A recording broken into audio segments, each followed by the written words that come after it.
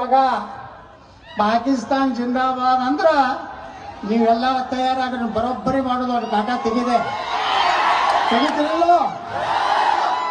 ಈ ದೇಶದ ಅನ್ನ ತಿಂತೀರಂದ್ರ ಈ ದೇಶಕ್ಕೆ ಋಣ ಇರ್ಬೇಕು. ಪಾಕಿಸ್ತಾನ ಅನ್ನ ನೀರ ಗಾಳಿ ನಮಗೆಲ್ಲ ತಿಂದು ಇವತ್ತು ಪಾಕಿಸ್ತಾನ ಪರವಾಗಿ ಮಾತಾಡೋರ ವಿರುದ್ಧ ನಮ್ಮ ಹೋರಾಟದ ಕೇಸ್ ಹಾಕ್ತಿದ್ರ ಹಾಕಿ. ನಾವು ಪಾಕಿಸ್ತಾನ ವಿರುದ್ಧ ಮಾತಾಡ್ತಿ ಕೇಸ್ ಹಾಕ್ತೀರಾ?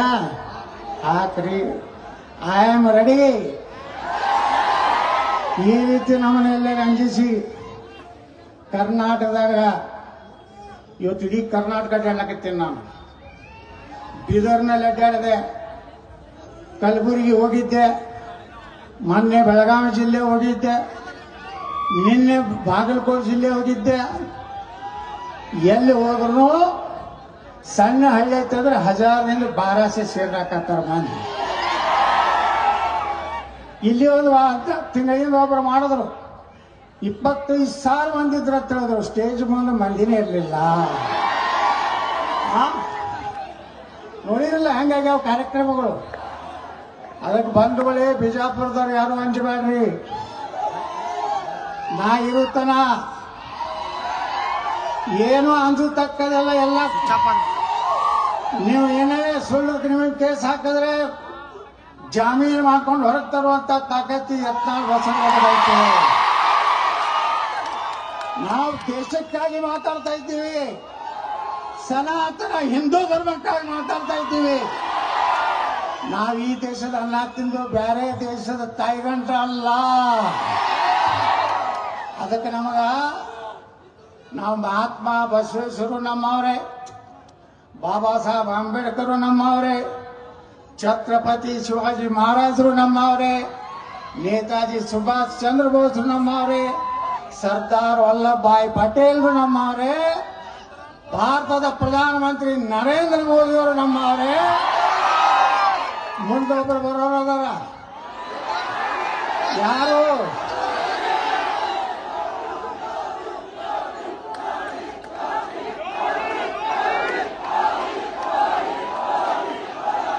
ಸಾಕು. ಯಾರಿಗೆ ಹೋಗಿ ಮುಟ್ಬಿಡ್ತು. ಅದಕ್ಕೆ ಯಾರು ಏನೋ ಹಂಚಬೇಡ್ರಿ. ಚಾಮರಾಜನಗರನಿಂದ ಹಿಡಿದು ಬಿದರ್ ತನ ಈ ಸಲ ಹಮ್ ಭಗವಾ झंडा ಫಹರಾಯೆಂಗೆ. ಒಬ್ರು ಇಂಟ್ ಅಧಿಕಾರಿ ಹೇಳ್ತಿದ್ರತ್ತ, ಒಬ್ಬ MLA ಮನೆ ಹೋದಾಗ, ಯತ್ನಾಳು ಬರೀ ಉತ್ತರ ಕರ್ನಾಟಕದಲ್ಲಿ ಇಲ್ಲಪ್ಪ, ಚಾಮರಾಜನಗರನಾಗನು ಮೈಸೂರಿನಾಗನು ಅವನ ಅಭಿಮಾನಿ ಅದಾರ. ಅವ ಬಂದು ಭಾಷಣ ಮಾಡಿದ್ರೆ ಒಂದು MLA 15ರಿಂದ 20,000 ಓಟ್ ಹೆಚ್ಚಾಗ್ತಾವ ಅಂತೇಳಿ ಒಬ್ಬ ಇಂಟ್ ಅಧಿಕಾರಿಗಳು ಹೇಳ್ತಿದ್ರು.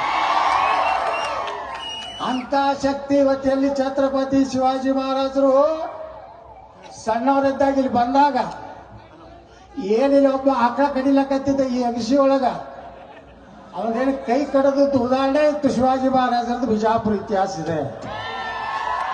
ಆ ಬಿಜಾಪುರ ಭೂಮಿಯಿಂದ ನಿಮ್ಮೆಲ್ಲರ ಆಶೀರ್ವಾದದಿಂದ ಯಾರ್ದೋ ನಾ ಚಮಚಾಗಿರಿ ಮಾಡಿ ಬಾಸಿಸಂ ಮಾಡಿ ನಾನು MLA ಆಗಿಲ್ಲ. ನಾನು ಪ್ಯೂರ್ ಹಿಂದೂಗಳ ಓಟ್ ಮ್ಯಾಗ MLA ಆಗೀನಿ.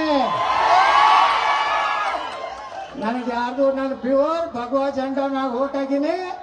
ನರೇಂದ್ರ ಮೋದಿಯವರ ಆಶೀರ್ವಾದದಿಂದ ಓಟ್ ನಾನು MLA ಆಗೀನಿ. ಬಂಧುಗಳೇ, ಇವತ್ತಿನಿಂದ ಯಾರು ಎಲ್ಲ ದಯವಿಟ್ಟು ಬಂಧುಗಳೇ, ಇವತ್ತು ದೇಶ ಬಹಳ ಗಂಡಾಂತರಿಕರ ಐತಿ. ಪಾಕಿಸ್ತಾನ ಯುದ್ಧ ಆಗುವ ಸಂಭವ ಐತಿ. ನೀವೆಲ್ಲ ಫೇಸ್ಬುಕ್ನಾಗ ಸೋಷಿಯಲ್ ಮೀಡಿಯಾದಾಗ ಯಾರು ದೇಶದ್ರೋಹಿ ಘೋಷಣೆ ಕೊಟ್ಟರೆ, ನಮ್ಮ ದೇಶದ ಬಗ್ಗೆ ವಿರುದ್ಧ ಏನಾದರೂ ಬರೆದ್ರೆ ತಕ್ಷಣ ಸೈಬರ್ ಕ್ರೈಮ್ಗೆ ಕಂಪ್ಲೇಂಟ್ ಮಾಡ್ರಿ. ನಮಗೂ ಒಂದು ವಾಟ್ಸಪ್ನಾಗ ಕೊಟ್ಟು ಕಳಿಸ್ರಿ. ಪೊಲೀಸರ ಅಧಿಕಾರಿ ಏನೋ ಅದ್ರ ಮ್ಯಾಗ ಆಕ್ಷನ್ ತಗೊಳ್ಳಿಲ್ಲ ಅಂದ್ರೆ ನಾವು ಹೆಂಗೆ ಅವ್ರಿಗೆ ಕೋರ್ಟಿನಿಂದ ಆಕ್ಷನ್ ತಗೊಳ್ತ ಕೆಲಸ ಮಾಡಬೇಕು, ನಾವೆಲ್ಲ ಮಾಡ್ತೀವಿ ಅನ್ನೋಂಥ ಮಾತನ್ನ ಹೇಳಕ್ಕೆ ಬಯಸ್ತಾ ಇದ್ದೇನೆ.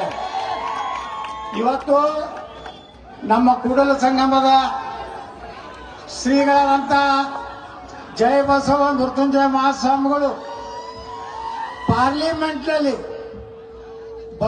ಏನು ಮಹಾತ್ಮ ಬಸವೇಶ್ವರ ಮೂರ್ತಿಯನ್ನು ಕೂಡಿಸಿ ನಾವು ಅಲ್ಲಿ ಜನ್ಮ ದಿನಾಚರಣೆ ಆರಿಸಿ ಇವತ್ತ ನಮ್ಮ ವಿಜಯಪುರ ನಗರಕ್ಕೆ ಬಂದಾರೆ. ನಾವೆಲ್ಲರನ್ನ ಹೃದಯಪೂರ್ವಕವಾಗಿ ನಾವು ಸ್ವಾಗತವನ್ನು ಬಯಸ್ತಾ ಇದ್ದೀವಿ.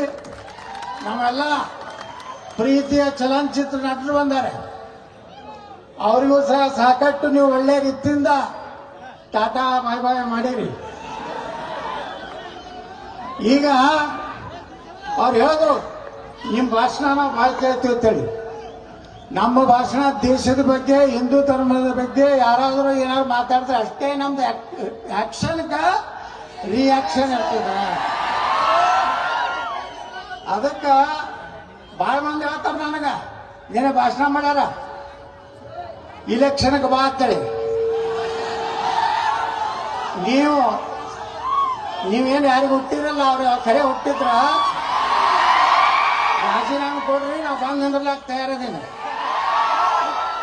ನಾ ಬರೇ ಭಗವಚಂಡ ಇಟ್ಕೊಂಡು ಹೊಂಟಾದ್ರೆ ಇಡೀ ಕರ್ನಾಟಕದಲ್ಲಿ 224 ದೀಕ್ಷಾ ಸೀಟ್ ಬರ್ತಾವ. ಅದಕ್ಕೆ ಬಂಧುಗಳೇ, ಇಟ್ಟು ದೊಡ್ಡ ಸಂಖ್ಯೆಯಲ್ಲಿ ನಾವು ಇವತ್ತೇನು ಸುಮ್ಮ ಏಕೋ ಏಕ झलक है, ಪಿಕ್ಚರ್ ಬಾಕಿ है. ನೀವೇನಾರ ಹಾರಾಡಿದ್ರಿ ನಿಮ್ಮ 10 ಪಟ್ಟು ಮಂದಿನ ಕೂಡಿಸ್ಲಿಕ್ಕಂದ್ರ ನಾ ಬಸನಗೌಡ ಪಾಟೀಲ್ ಯತ್ನಾಳನೇ ಅಲ್ಲ. ನೀವೆಲ್ಲ ಆಶೀರ್ವಾದದಿಂದ ಎಷ್ಟು ಗುಂಡಾಗಿರಿ ಮಾಡಿದ್ರೆ ಏನ್ ಮಾಡಿದ್ರು ಸಹಿತ ಬಿಜಾಪುರ ಜನ ನನಗ 2 ಇಲೆಕ್ಷನ್ ಹೆಂಗ್ ಆರಿಸ್ತಂದ್ರ ಭಾರಿ ಜವಾಬ್ದಾರಿ ರಿಸ್ಕ್ ತಗೊಂಡು ನೀವು ಆರಿಸ್ತಿದ್ದೀರಿ. ಇವತ್ತು ನಮ್ಮ ಚಲನಚಿತ್ರ ನಟರು ಹೇಳಿದ್ರು, ನಾನು 10-15 ವರ್ಷದಿಂದ ಇಲ್ಲಿ ಬಿಜಾಪುರಕ್ಕೆ ಬರ್ಲಾಕತ್ತೀನಿ. ಅವಾಗ ಬಂದ್ರೆ ಬರೇ ಧೂಳ ಧೂಳ ಧೂಳ ಇರ್ತಿತ್ತು. ಇವತ್ತು ಬಂದ್ರ ಇಡೀ ಬಿಜಾಪುರದ ಚಿತ್ರ ಬದಲಾವಣೆ ಆಗಿದೆ. ಆಗೈತಲ್ಲ ಬಿಜಾಪುರ ಕೇಸರಿಮಯ ಆಗೈತಲ್ಲ. ಈ ಲೈಟ್ ಕಂಬಕ್ಕಾಗ ಯಾವನಿಗೆ ಮಾತ್ರ ತಾಕತ್ತಾಗಿತ್ತು ಕೇಸರಿ ಬಣ್ಣ ಹಚ್ಚೋದು. ನಾ ಬಂದ ಮಗನೇ ಈ ಕೇಸರಿ ಮಾಡಿ ಬಿಜಾಪುರ ಯಾವ ಬೇಕಾದ ನನ್ನ ಮಗ ತಿಂಡಿದ್ದವ ನಾನು ಹಿಡಿದು ಬಂದ್ರಲ್ಲಿ ಆರಿಸ್ಬರೋದು ಯಾರು? ಬೋಲೋ ಭಾರತ್ ಮಾತಾ ಕಿ ಜೈ ಶ್ರೀರಾಮ್, ಜೈ ಶ್ರೀರಾಮ್.